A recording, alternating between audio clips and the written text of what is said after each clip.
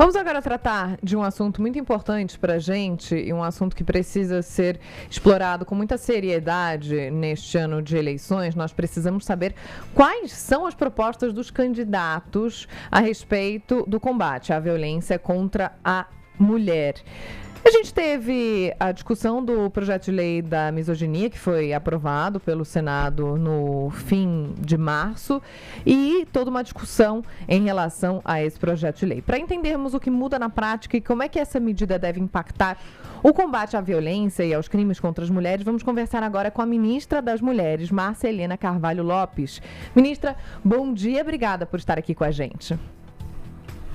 Bom dia, Joana, Felipe, Dani, é um prazer estar aqui com vocês. Ministra, sempre, não é, com assuntos importantíssimos, essenciais aí nas nossas lutas, pois não? Essenciais. O combate à violência contra as mulheres é um assunto muito urgente e que precisa ser tratado com seriedade, sem sensacionalismo. Quando nós vimos o debate sobre o projeto de lei da misoginia avançar, ele tomou proporções nas redes sociais de polêmica, contra e a favor, como tudo. Tivemos um ambiente polarizado. Isso não ajuda em nada no combate à violência contra a mulher. De que forma é que esse projeto de lei pode ter medidas eficientes para evitar episódios de violência, ministra? Ok. Bom, como numa sociedade que também é polarizada, não é? Cada vez que um assunto polêmico entra em pauta, nós temos aí esses posicionamentos mais radicais, posicionamentos contraditórios, enfim. A gente parte sempre da nossa Constituição Brasileira de 88, a gente parte das nossas leis complementares, e nós já vivemos isso, não é? Quando a Lei Maria da Penha, em 2006, eu me lembro que eu estava no governo, naquela época no MDS, nós também, né, tivemos processos debates bastante acalorados. Depois, em 2015, quando se tipificou o feminicídio, a mesma forma. E agora, talvez mais ainda, porque a misoginia está ligada, né, quase a um valor, né, a uma cultura, a um entendimento, a uma concepção. E a gente viu, eu li a semana passada, que numa das pesquisas, onde se perguntava para os meninos jovens sobre a questão desta relação com as mulheres, entre homens e mulheres, 30% dizia que sim, que as mulheres devem ser subalternas aos homens, ou seja, devem depender dos homens, né? Então, isso já significa uma forma de ver, de entender a relação, a convivência, essa sociabilidade. Então, o que a misoginia vai fazer quando ela se torna uma lei, né, e aí tipificada como nessa linha, né, no crime de ódio, ela vai possibilitar que a sua regulamentação, né, olhe para o conjunto das atitudes, o conjunto dos fatos que nós temos tido e vivido, para poder, de fato,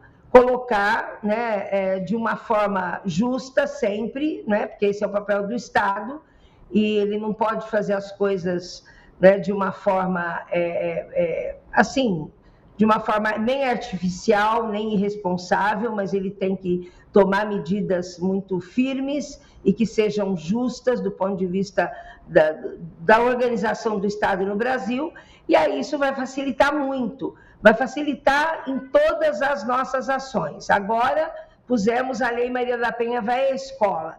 Então, quando isso chega nas escolas, um conteúdo em que toda a educação básica, todas as crianças, até o nível médio, depois também com as universidades no ensino superior, quer dizer, tudo que nós faremos, né, e estamos já fazendo, isso tendo uma lei que regulamenta que a misoginia é um crime de ódio, isso vai facilitar muito para a própria formação, para a postura, para as atitudes, né, dos agressores.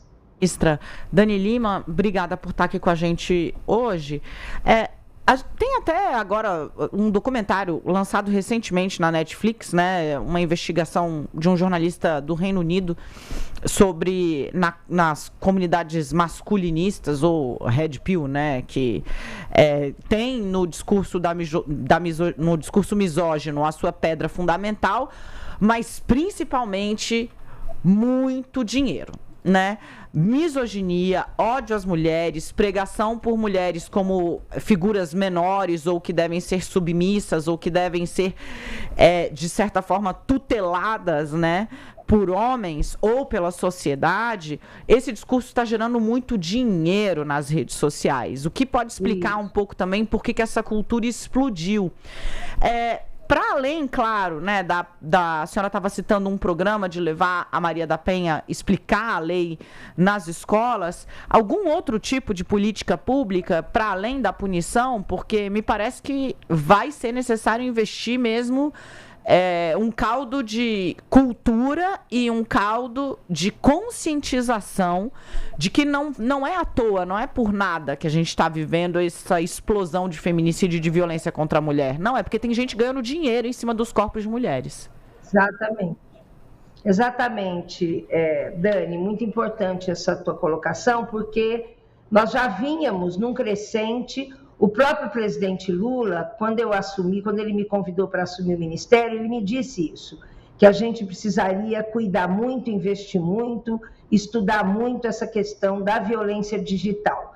E que ele estava muito impressionado, porque se antes ele fazia um pronunciamento e estava feito, hoje ele faz um pronunciamento e no dia seguinte há inúmeras formas de distorção, inclusive utilizando, né, tudo aquilo que vem como uma tecnologia, a própria inteligência artificial.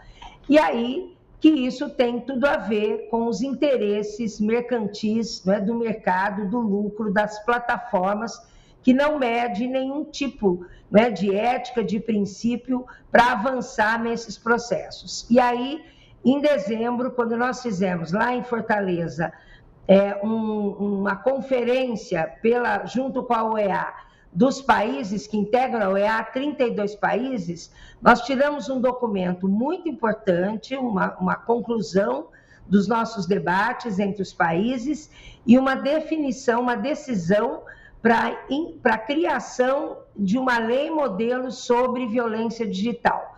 E aí cada país levou essa base de orientação, de princípios, de conteúdos sobre a lei, a prevenção e sobre a lei modelo sobre violência digital, e que cada país agora está olhando, e nós também. E o Brasil já temos tramitando, a deputada Jaque Rocha, como outras deputadas, já está, né, já inscreveu, já pautou esse tema, e o próprio governo muito preocupado com isso. Então, eu não tenho dúvida que nós vamos agora, cada vez mais, enfrentar essa questão da violência digital, né? Essa misoginia que é, francamente, disseminada entre jovens meninas. Eu já fiz uma reunião com o Fórum de Meninas, estou chamando uma outra reunião com o Fórum de Meninas, para que elas tem um fórum de mais de 400 mil meninas, que é vinculado à Unicef, né? E nós temos grupos pelo Brasil afora, chamando as próprias meninas e mulheres dos fóruns que nós temos das várias regiões do país, para que elas se envolvam, né, nisso, para que elas se protejam, para que elas busquem essa proteção.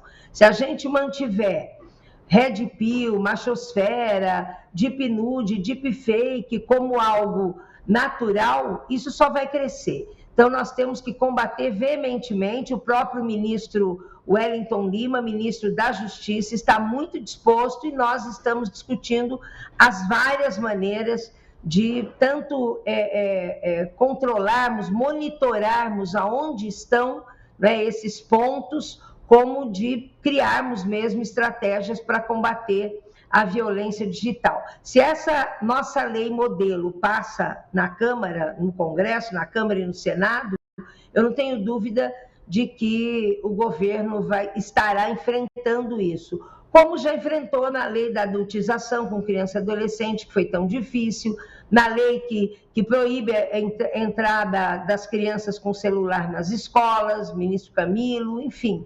Então, não é uma tarefa simples essa, não é? Porque também o uso dos celulares, da internet, desde criança, isso tem sido quase que naturalizado na nossa sociedade. E a gente precisa, bem conversado com os especialistas, eles têm dito o que isso tem prejudicado, né, do ponto de vista do desenvolvimento das crianças e a própria saúde mental de toda a população. Então, nós estamos nesse tema exatamente nos dedicando a isso, porque a gente vai ter que sair dessa armadilha, e que não é simples, né? É a gente lutar contra o lucro, contra o dinheiro, como você bem disse. Ministro, o nosso tempo é muito curto, mas eu gostaria de tratar de feminicídio com a senhora antes de encerrarmos, porque o governo federal usou só 15% das verbas destinadas a ações de prevenção ao feminicídio. 2025 foi um ano em que batemos recorde no número de feminicídios. O que explica essa baixa execução no orçamento no momento em que a gente está vivendo? Olha, Joana, esse é um tema que a gente precisaria de um tempo maior para conversar, mas, na verdade, naquele período em que houve o relatório, não sei se é com base no relatório que saiu do Senado, que você está dizendo, na verdade, a própria Casa Civil fez um relato, né, e se posicionou que não era exatamente isso, porque como no Ministério das Mulheres e no governo federal o orçamento para as mulheres ele é intersetorial, então ele está em muitos lugares, ele está no Ministério da Justiça, está no Ministério das Mulheres, está no Ministério dos Direitos Humanos, da Educação, da Saúde. Então nós temos inúmeras formas, desde envolver cada política pública nisso. O ano passado, por exemplo, aqui no Ministério das Mulheres, nós executamos 99% do nosso orçamento, e ele é todo voltado à garantia de direitos e da vida das mulheres. E é essa a orientação do presidente Lula, não há dúvida disso. Então, nós podemos depois até enviar um material, né, uma nota que foi explicada e veiculada sobre essa execução orçamentária. Sem dúvida, não tem sentido nenhum. Nós precisamos cada vez mais, né, executar um bom orçamento. O que acontece às vezes, por exemplo, nós construímos as casas da mulher brasileira, os centros de referência da mulher brasileira. Como depende também dos estados e municípios, e nós monitoramos isso, às vezes o tempo que se demora para uma construção ele é maior do que a gente precisaria.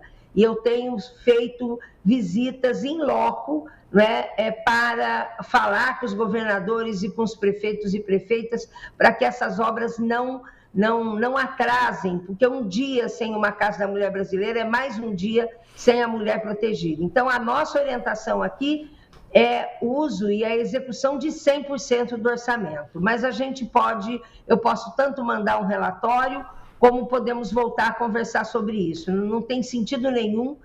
E o ministro, mais ainda, o ministro Wellington, do Ministério da Justiça, está pondo, né, muito recurso. Nós temos aí o recurso do Fundo de Segurança Pública, que os estados têm direito a usar 10% desses recursos. Para isso tem que ter projeto, tem que ter plano de trabalho, tem que ter adesão às metas, né? E também nós estamos acompanhando passo e passo para que isso aconteça. Perfeito. Está esclarecido, ministro. Obrigada. Então, está convidada para essa segunda conversa mais aprofundada sobre medidas contra o feminicídio. Obrigada pelo seu tempo e por estar aqui com a gente no TMC 360.